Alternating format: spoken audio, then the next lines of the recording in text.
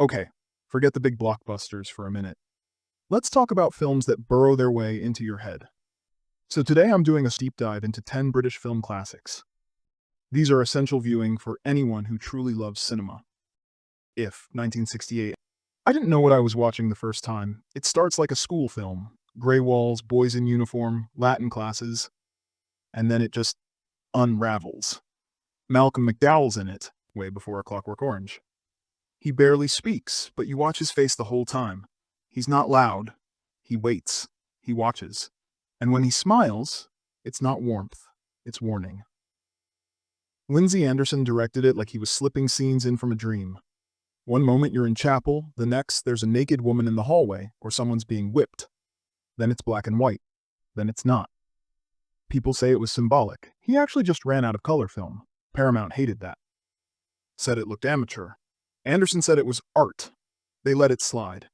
When it premiered, it caused a stir. It was debated fiercely in the UK. Some saw it as subversive, others as visionary. It ended up defining a whole wave of British counterculture cinema, angry, surreal, and dangerously quiet. It didn't ask permission. It dared you to keep watching. Next up, Quadrophenia, 1979. Frank Rodham directing, Phil Daniels starring. Watching it now, you realize it's less about straightforward rebellion and more about burnout and that desperate search to belong somewhere.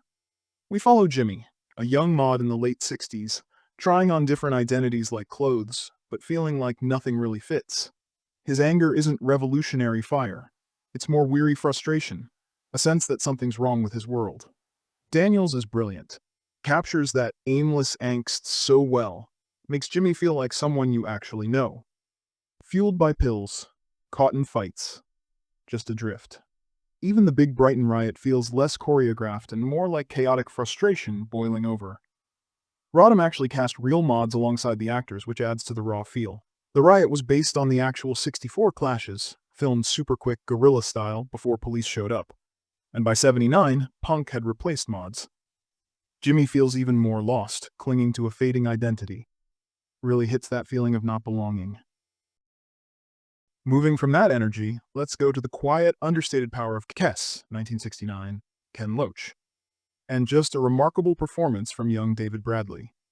Billy Casper, the main kid, he seems to carry this weight of neglect. Moves through the world quietly like he's expecting disappointment. Overlooked at school, bullied by his brother, his mom's emotionally distant. His world is bleak. But then he finds Kes, the kestrel. In training this wild bird, those quiet moments out in the fields, something starts to change. It's not sudden or dramatic, but a subtle confidence grows, a sense of owning something for the first time. Ken Loach's approach is key. Filming in real schools, using local teachers, letting the kids speak in their natural Yorkshire accents. It gives incredible authenticity. David Bradley, who wasn't a professional actor, is so natural as Billy. Loach avoids forced emotion. He just lets it be. Kes wasn't just a pet. It was the one thing that offered him solace, a bit of control.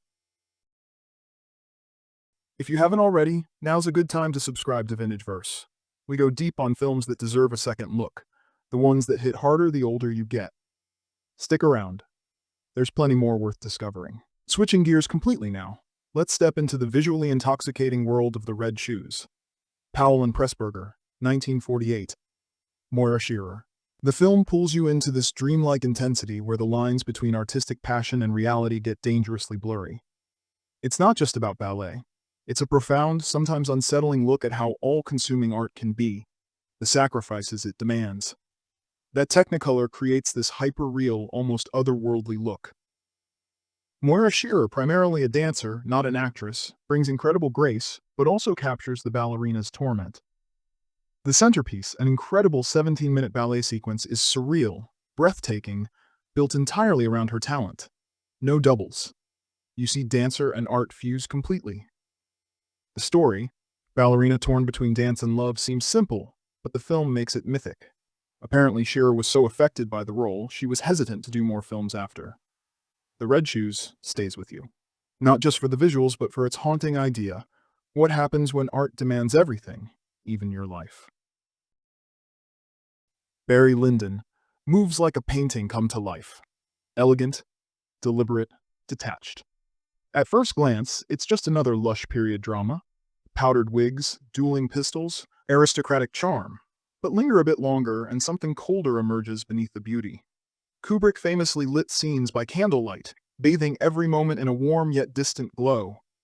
It's mesmerizing, but that's precisely the danger. You admire the picture, even as you feel emptiness creeping in. Barry isn't driven by ambition or heart. He simply rises through lies, convenience, marriage. Wealth accumulates, but meaning drains away. Ryan O'Neal's performance isn't charismatic. It's purposefully empty. Kubrick knew exactly what he was doing. Barry floats through rooms like a ghost, untethered and ultimately lost. The film's careful distance, the wide, unblinking shots, ensures you never fully embrace its world. By the end, Barry's quiet collapse doesn't evoke pity. It feels inevitable. That's the quiet cruelty of Kubrick's warning. A life built on surface alone leaves nothing behind but silence. With Null and I, Bruce Robinson directing. Richard E. Grant, Paul McGann, iconic. Two unemployed, always drunk actors escape their grimy London flat for the countryside. The humor gets darker, sharper.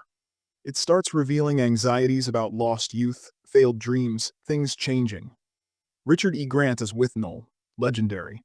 He'd never actually drunk alcohol before filming. True story. He studied drunks meticulously, which makes the performance even more incredible. Hilarious, but also unsettlingly real. Even the rundown cottage has this weird, damp beauty, sort of reflects their dysfunctional bond. It didn't make a splash when it first came out, but over time, With Null and I carved out a place as one of the most beloved cult films in British cinema. Its quotability, its perfect mix of tragedy and absurdity, and its raw portrait of friendship at the edge of collapse, none of it feels forced. It just lingers. It's the kind of film that seems funnier when you're young, and hits much harder when you're older. Next, let's dive into The Long Good Friday, 1980.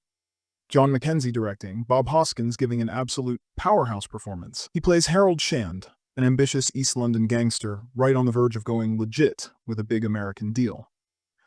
He's got this vision of prosperity, respectability, the Thatcher-era dream almost. But his plans start falling apart.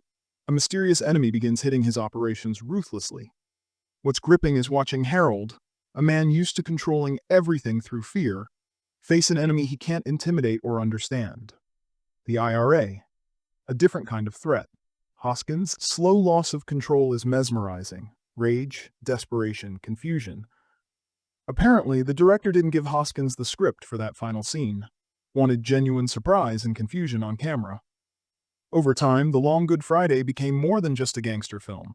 It's now seen as one of the defining works of British crime cinema. Sharp, political, and brutally grounded. Hoskins' performance is still talked about as one of the greatest in British film history.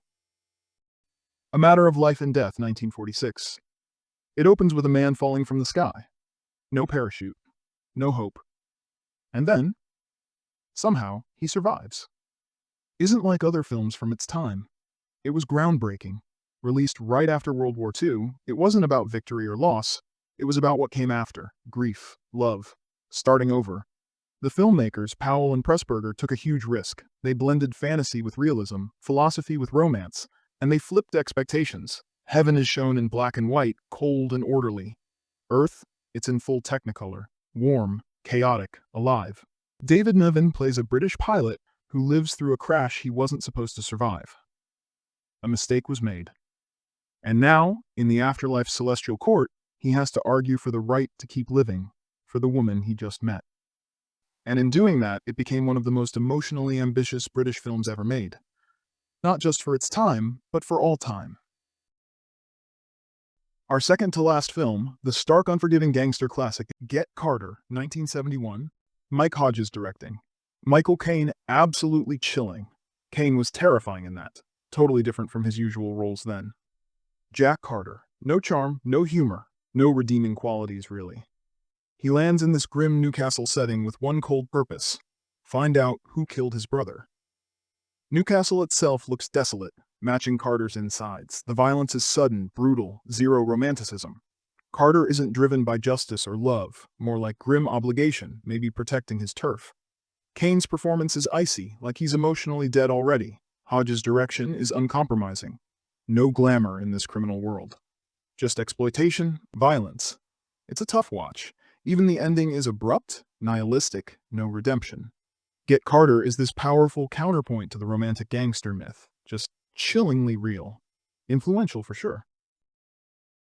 Finally, we arrive at the brilliantly funny, surprisingly poignant mockumentary. This is Spinal Tap, 1984. Rob Reiner directing. Christopher Guest, Michael Caine, Harry Shearer. What makes it great and still resonant is how it mixes absurd humor with moments of genuine, often painful truth about bands, rock star delusions, fragile egos. There's a very British feel to the humor. Dry wit, awkward silences, petty fights over tiny things. The genius is that it comes from the characters being so earnest, believing their own hype. The actors famously stayed in character during filming, even interviews. People thought Spinal Tap was real. Countless musicians swear by its accuracy. Dodgy equipment, disaster gigs, fragile band dynamics. It captures it all. Amidst the classic mishaps, the amps to 11, exploding drummers, tiny Stonehenge, there are these moments of vulnerability, like Nigel explaining his D minor piece. Spinal Tap works because it's hilarious, yes, but the humor is rooted in a recognizable, often painful reality that goes beyond heavy metal. Truly a comedy classic. These 10 British classics linger quietly but powerfully, each echoing something deeply human. Hope, loss, rebellion, loneliness. Moments that stay with you, shaping the way you feel long after watching.